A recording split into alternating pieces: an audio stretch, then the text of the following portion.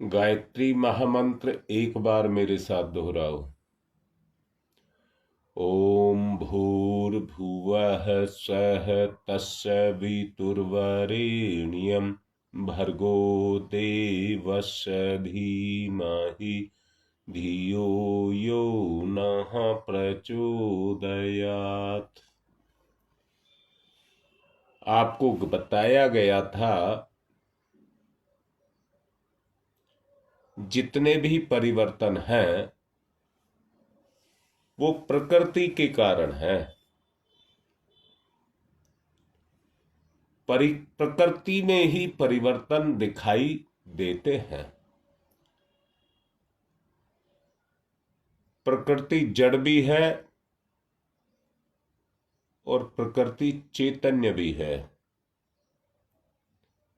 जितना परिवर्तन है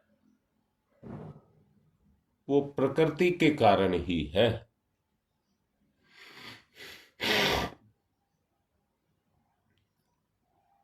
अब ये आवश्यकता इस बात की है कि उस परिवर्तन को हम अपने जीवन में कैसे लाएं।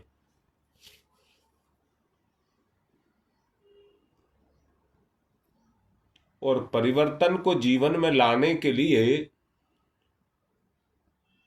हमें प्रकृति पर कुछ चिंतन करना पड़ेगा, कुछ चर्चा प्रकृति की करनी पड़ेगी।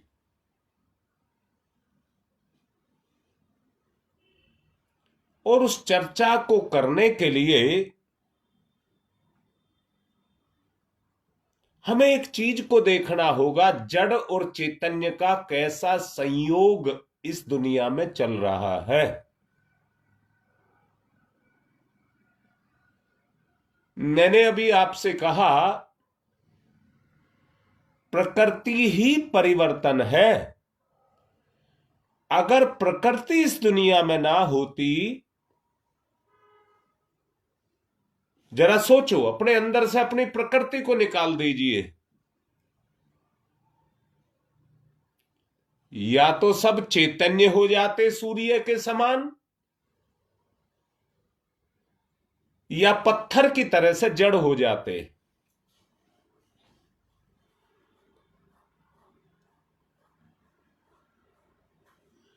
परंतु प्रकृति के कारण ही जो कुछ भी आपको आज दिख रहा है, यहां मैं फिर से एक बात को कहूंगा, समझिए, समझने के लिए कहूंगा।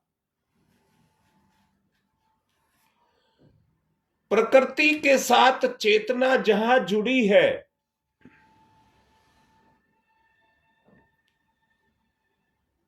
अगर समझ नहीं आए तो पूछ लेना। प्रकृति के साथ जहां से चेतना जुड़ी है,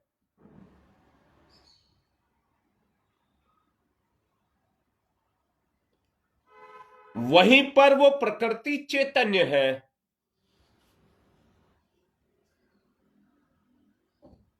अभी बात समझ नहीं आई होगी, फिर से समझें।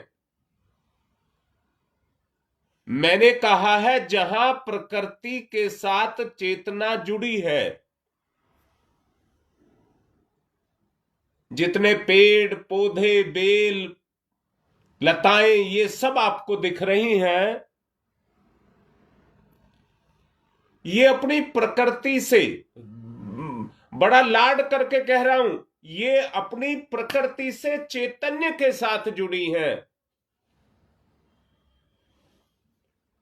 बेल बढ़ रही है, पेड़ पर कोमल पत्ते आ रहे हैं, फल लग रहे हैं, ये सब क्या है? इसको फलना मत कहना, इसको परिवर्तन कहना। और फलने को कहना प्रकृति अपने प्रभाव के रूप में परिवर्तन को लेकर के आ रही है। बोलिए, इतनी बात समझ आई तो बताओ, नहीं आई तो बताओ।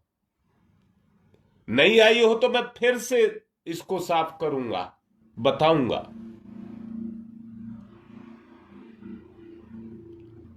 जल्दी बोलिए। मैंने कहा है प्रकृति जड़ भी है और प्रकृति चैतन्य भी है। प्रकृति में से जब चेतना निकल जाती है तो मृत्यु हो जाती है,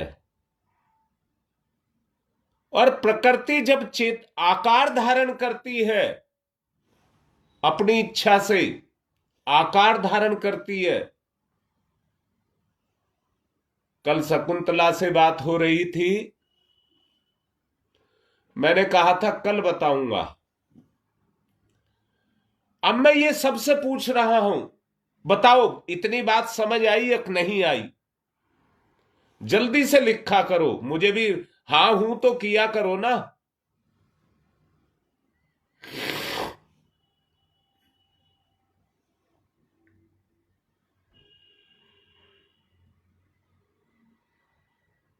एक बात समझा रहा हूं, मैं आपको समझा रहा हूं और आप समझ रहे हैं। हाँ ऐसे लिखो, नहीं आई तो बता रहा हूं अभी, बहुत अच्छे से समझिए।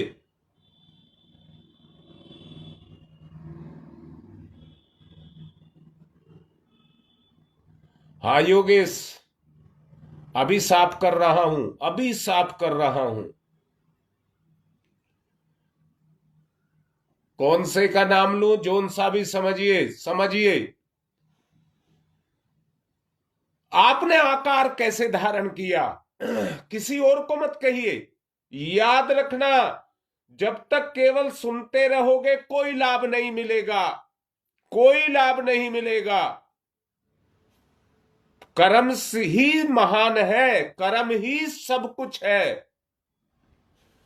आपके अंदर इच्छा हुई जन्म लेने की, बहुत गहरे से समझिए, आप में इच्छा हुई जन्म लेने की। अगर इच्छा क्रिया नहीं करती, परिवर्तन नहीं करती, तो ये तुम्हारा ही तो परिवर्तित रूप है जो आप पिंड के रूप में, शरीर के रूप में वर्ण कर गए। बोलिए इतनी बात समझ आ गई? अब मैं दोबारा फिर कह रहा हूं, जितनी माताएं हैं वो बच्चे को जन्म जरूर देती हैं, परंतु पीछे से प्रकृति काम करती है। मां की अपनी प्रकृति है और पैदा होने वाले जीव की अपनी प्रकृति है। वो प्रकृति से, अपनी प्रकृति से चैतन्य होने के लिए, आकार धारण करने के लिए जीव गर्भ में आ जाता है। ये समझ नहीं आता कि इतनी छोटी सी जगह में जीव कैसे इतने बड़े आकार को धारण कर लेता है। ये समझ नहीं आता। मां के कोख में रह करके, जबकि शरीर सारा अपना भी काम करता है, परंतु उसी में अपने बच्चे को भी जन्म देता है, देती है, मां जन्म देती है। ये सब प्रकृति प्रदत्त है। मां के अंदर गर्भ धारण करने की क्षमता भी प्रकृति ही पैदा करती है।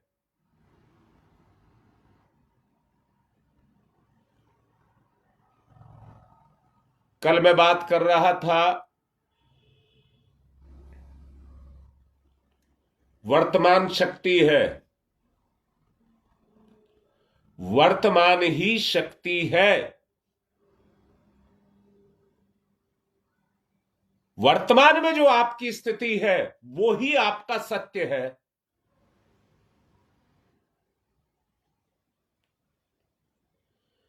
सब कुछ चमत्कार सा लगता है, ये सब कुछ जितना जखीरा है ये सब चमत्कार सा लगता है, परंतु ये चमत्कार नहीं है। सब सत्य अपने अंदर है, प्रकृति में है, उसकी खोज की जानी चाहिए। केवल हाड़ मांस रक्त मज्जा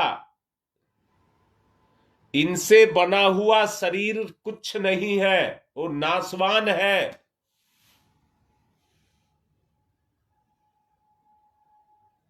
कल मेरे से कोई सा पूछ रहा था,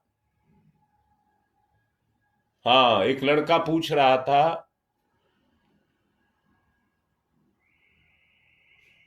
मरने के बाद तो हम शरीर छोड़ देते हैं और शरीर के छूटने पर हमारे लोभ मोह काम क्रोध भोग विलास सब छूट जाते हैं।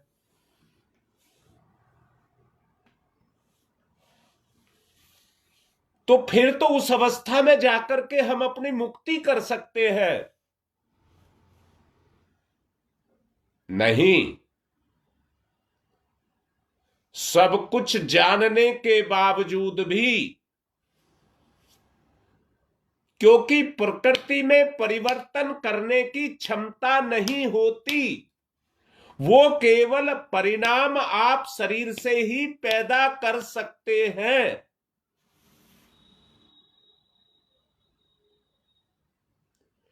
इसलिए तन से मन से भाव से जब तक तीनों को मिलाकर के, मैं फिर से कह रहा हूं, शरीर से ही परिणाम आप पैदा कर सकते हैं।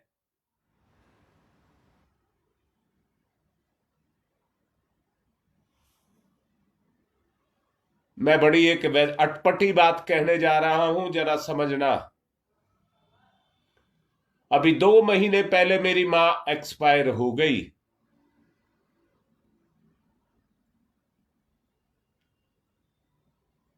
अगर उसे मैं ये कहूं मेरा भैया या बहन पैदा कर दे, तो वो कर नहीं सकती।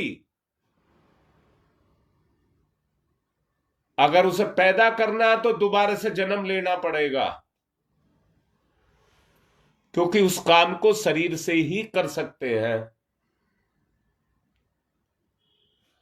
अर्थात मरने के बाद, मैंने अभी कहा मृत्यु नहीं कहा है, प्रकृति का जब चैतन्य से संबंध कट जाता है, प्रकृति का जब चैतन्य से संबंध कट जाता है तो वो जड़ हो जाता है। और जड़ होने का मतलब मृत्यु। यानी कि जो जड़ है वो चैतन्य से अलग हो गया। आपके हाथ पर नखून लगा हुआ है, ये कच्चा और पक्का है, आप उसको बोलते हैं कच्चा और पक्का। जो बढ़ा हुआ भाग होता है वो पका हुआ, जो बगैर पका भाग है वो कच्चा।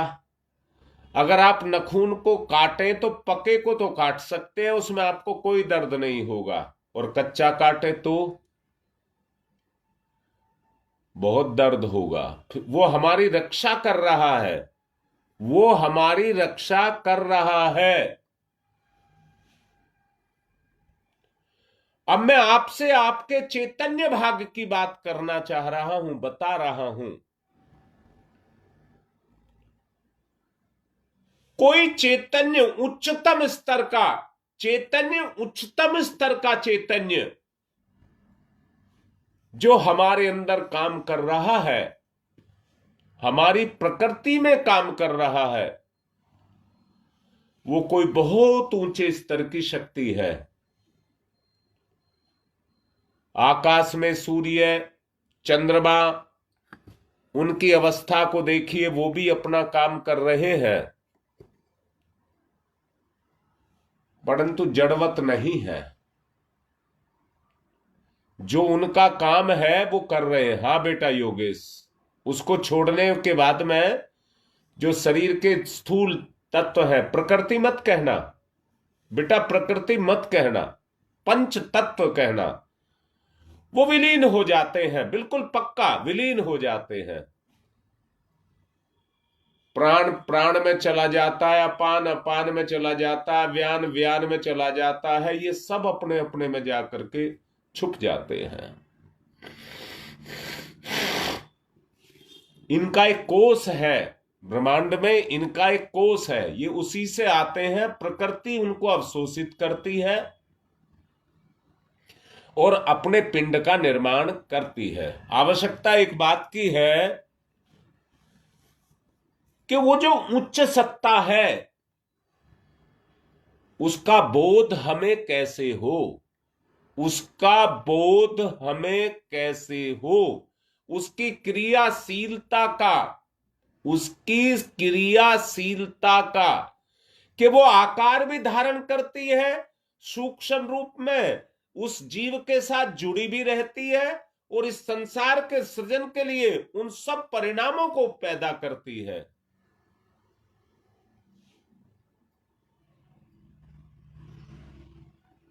बड़े प्यार के साथ आपको कह रहा हूं,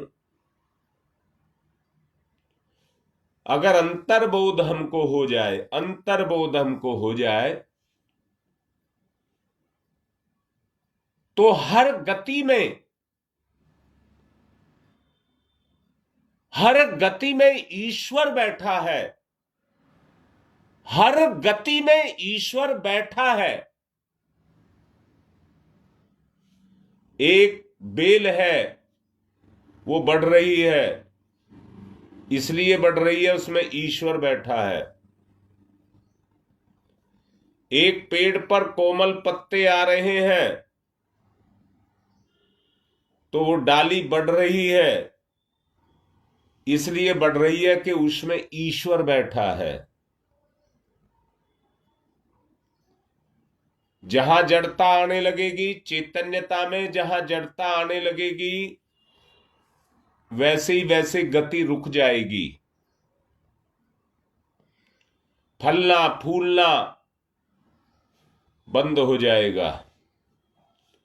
तत्व की बात कर रहा हूं, उस तत्व की बात कर रहा हूं। उसका दर्शन आप बाहर नहीं कर सकते, अपने अंदर से करेंगे, संसार में देखेंगे। हर कण कण, हर जीव इस दुनिया में बढ़ रहा है। जब आप उसकी वृद्धि को देखेंगे, मैं फिर से कह रहा हूं, एक पेड़ पर बहुत सारे पत्ते हैं, परंतु डाली के अग्रभाग पर कोमल पत्ते भी हैं। पुराने पत्तों को देखिए और कोमल पत्तों को देखिए, यहां से देखिए, इस जगह से, हृदय से देखिए, कुछ परिवर्तन आपको दिखाई देता होगा। जो कोमल पत्ते हैं वो हमारी कोमल भावनाओं को स्पर्श करते हैं। कोमल पत्ते हमारी कोमल भावनाओं को स्पर्श करते हैं। जिनमें कठोरता है उनमें जड़ता है, जिनमें कर्कशता है उनमें जड़ता है, जिनमें दुष्टता है उनमें जड़ता है, जो कामी क्रोधी भोगी लोभी है उनमें जड़ता है।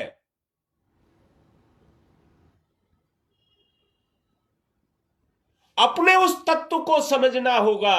और अब मैंने अभी कहा, कर्म का परिणाम है, कर्म का परिणाम है।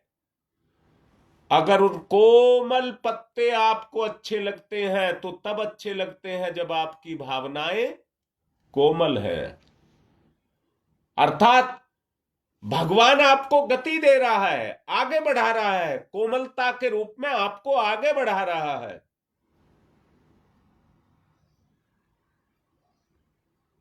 और आप फल फूलेंगे।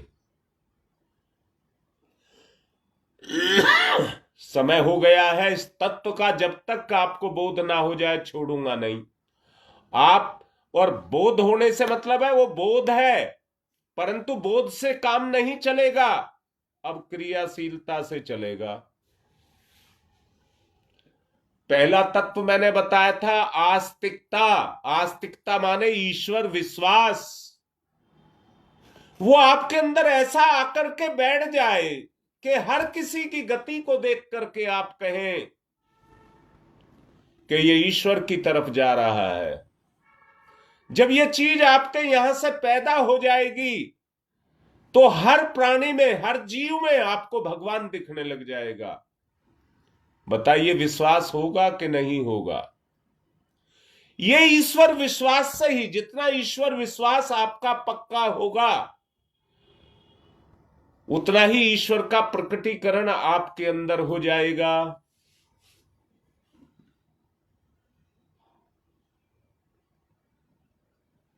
ध्यान की तरफ चलें, क्योंकि घड़ी मना कर रही है अब आगे बोलने के लिए। बीच बीच में आपको गति दूंगा। अपनी भावनाओं को उकेरें। दयालुता के गुण, जो ईश्वरीय गुण है, उनको अपनी प्रकृति में पैदा करें। मैंने फिर से कहा है, कर्म का फल है, आंख बीच करके बैठ करके, ओंकार का फल नहीं है।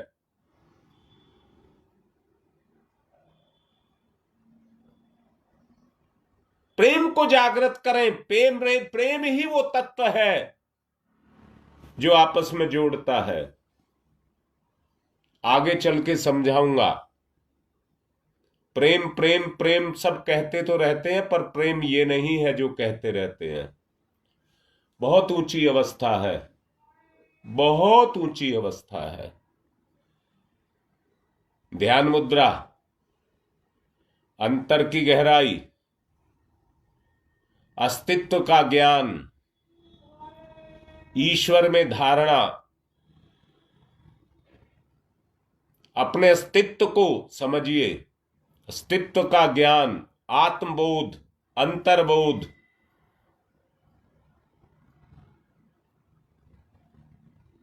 मान लेने से संतोष नहीं मिलेगा,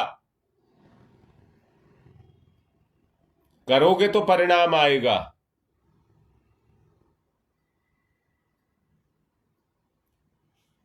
कान खोल करके सुन लें। निजत्व पर ध्यान, निजत्व पर ध्यान, और कोई चीज ना घुसने पाए। निजत्व पर ध्यान। अपने आप को जानने का ईश्वर विषयक अपने आप को जानने का ईश्वर विषयक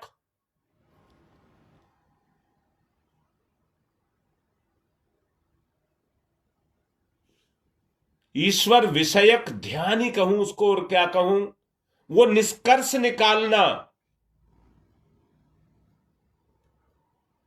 कि मैं क्या हूं। अपने शब्दों में बांध लें इसको। निजत्व का ज्ञान, निजत्व का ज्ञान, निज पर ध्यान, अपनेपन का ध्यान, अपने पर ध्यान। अंतर चेतना पर जमा दीजिए, अपनी अंतर चेतना पर जमा दीजिए। वही प्रकृति में प्रवेश करेगा, कर्म में आएगा। ध्यान मुद्रा, अंतर शक्ति का जागरण। ध्यान मुद्रा, क्रियाशीलता।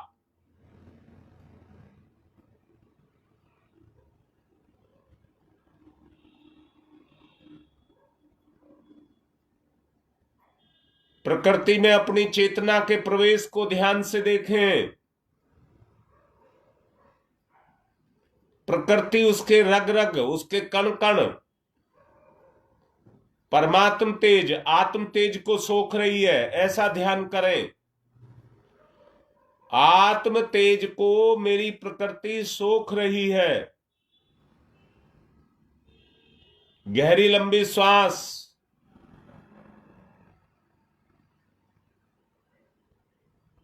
ओ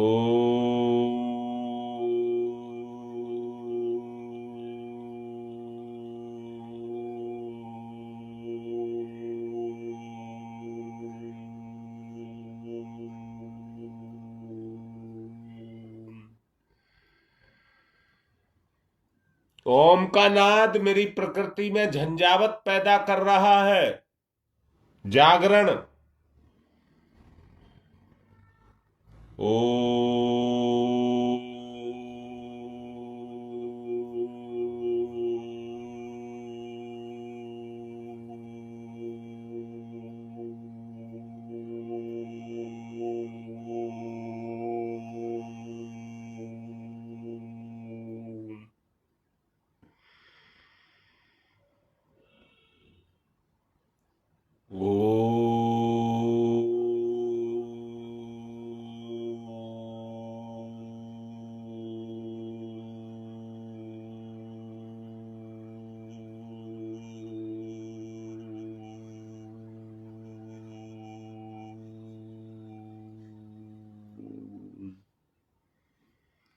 निजत्व पर ध्यान, एकाग्र, इधर उधर ना जाए, निजत्व पर ध्यान, प्रकृति और चेतना का मिलन, अंतर चेतना का मिलन, आत्मबोध।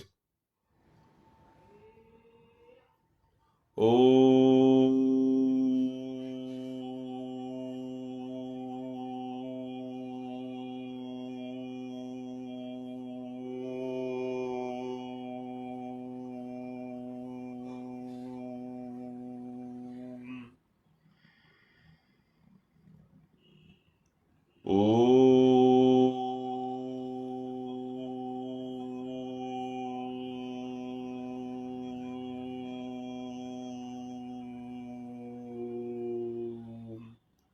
खेल ना करें, प्रकृति और चेतना का मिलन करें, उसी से आत्मबोध आएगा। खेल ना करें।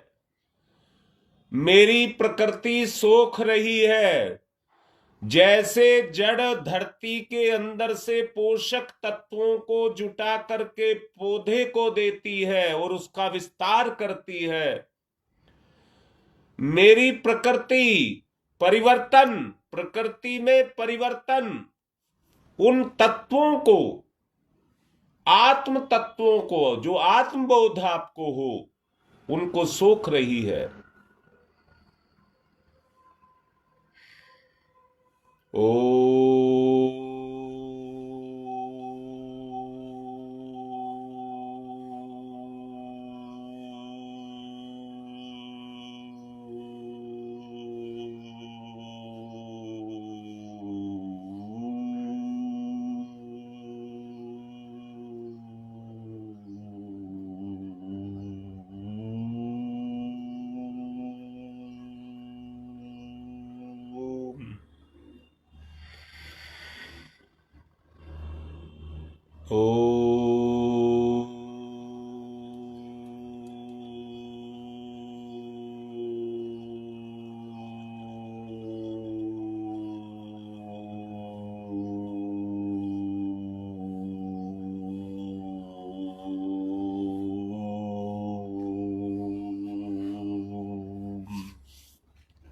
आत्मबोध,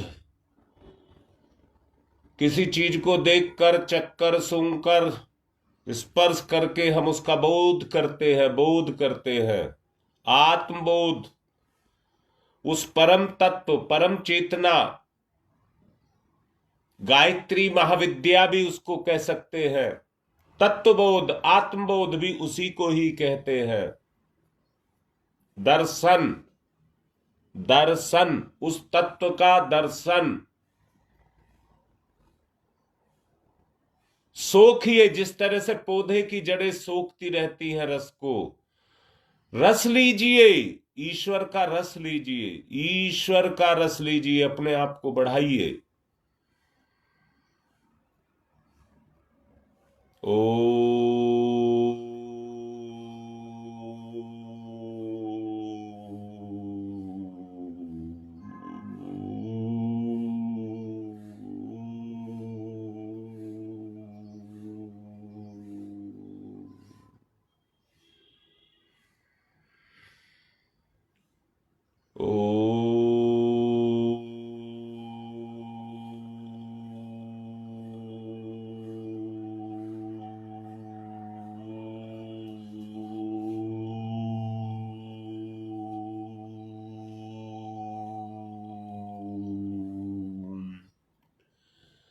सब कुछ प्रकृति सोख ले, प्रकृति के अधीन, प्रकृति के अधीन। आत्मबोध ही आपको मुक्ति दिलाएगा, आत्मबोध ही मुक्ति दिलाएगा। खट्टा मीठा जो किसी भी तरह का खाने का मन होता है तो प्रकृति में उसकी इच्छा जागृत होती है।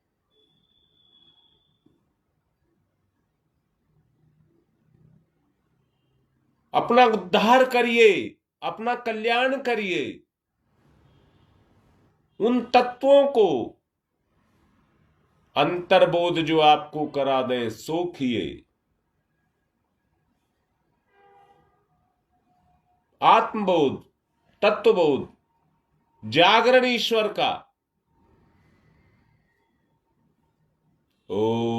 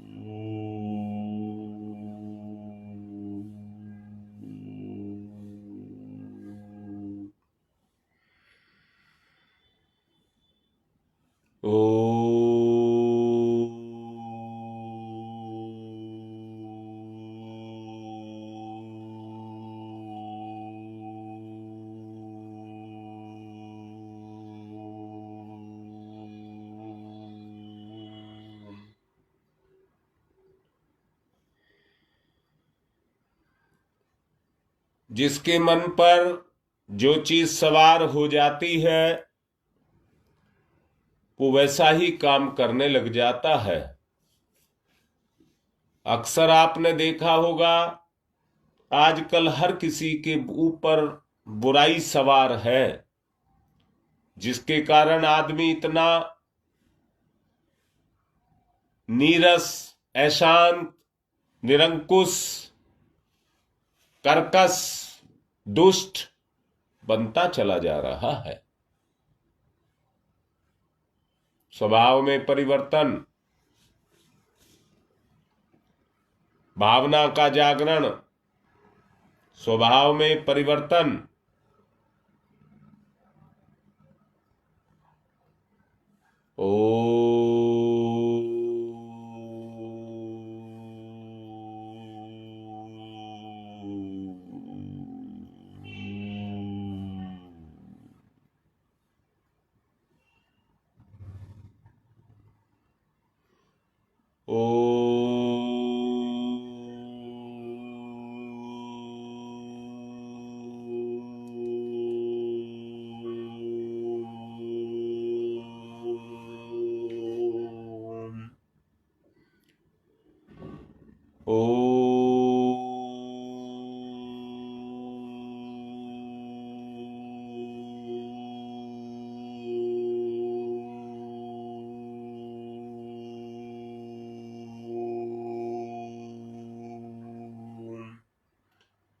आत्म चेतना का जागरण जब तक आत्मबोध ना हो जाए तब तक पीछा ना छोड़े अपनी प्रकृति का। प्रकृति ही सब कुछ है। जड़ में, संसार में, भौतिकता में प्रकृति ही सब कुछ है। चेतना का परिवर्तन नहीं हो सकता। चेतना तो चैतन्य है, उसमें कोई परिवर्तन नहीं है, वो अपनी जगह स्थिर है। परिवर्तन केवल प्रकृति में है। अपनी प्रकृति को पकड़े, उसमें समाई हुई बुराइयों को बाहर निकाले, ओंकार नाद का खेल ना करें, अपने में परिवर्तन लाए। ओ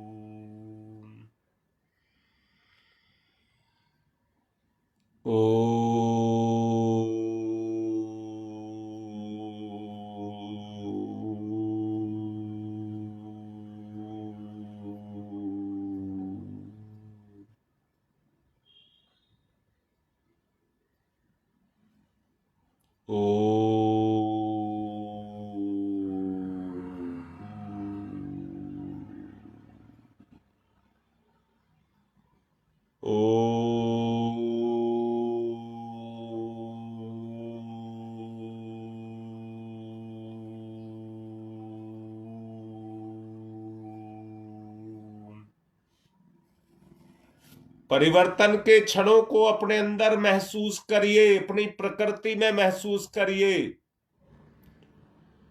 परिवर्तन के महान क्षणों को अपने अंदर महसूस करिए। मेरा स्वभाव क्या है, सब कठोरताओं को, कर्कशताओं को अपना बोध करिए और उनको हटाइए। मैंने कहा है सब कुछ प्रकृति में समाया है।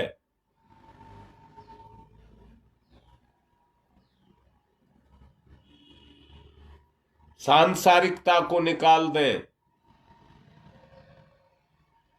आत्म चेतना अपनी जगह पर है।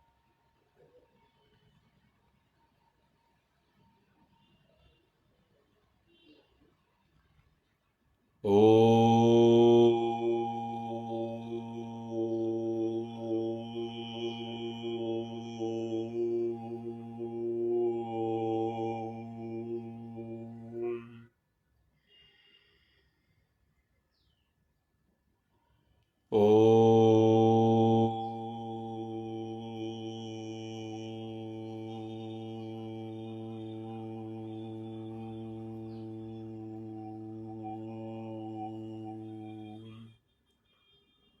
ओम तमसो मा तमसो मा तमसो मा ज्योतिर्गमय ज्योतिर्गमय ज्योतिर्गमय।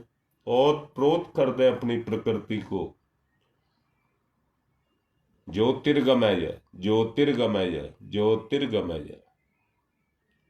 तमसो मा ज्योतिर्गमय। ये एक परत है, एक लेयर है। ये जीवन की प्रकृति की एक लेयर है, उसको आपको पार करना होगा।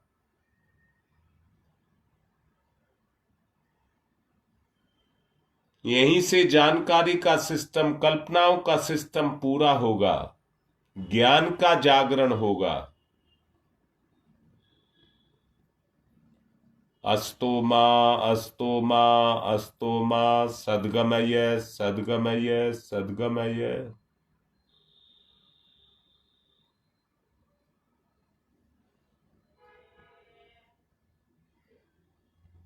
मृत्योर्मा मृत्योर्मा मृत्योर्मा मृतम गमय अमृतम गमय अमृतम गमय। तमसो मा ज्योतिर्गमय असतो मा सद्गमय मृत्योर्मा मृतम गमय है।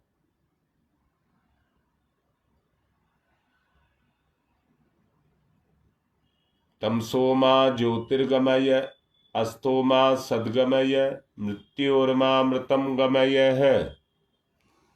दोनों हाथ रगड़िए, मुख पर फिराइए, आवरण को हटाइए, अज्ञानता का, नई ताजगी पैदा करिए अपने जीवन में, स्वभाव में लाइए। आज की बात समाप्त।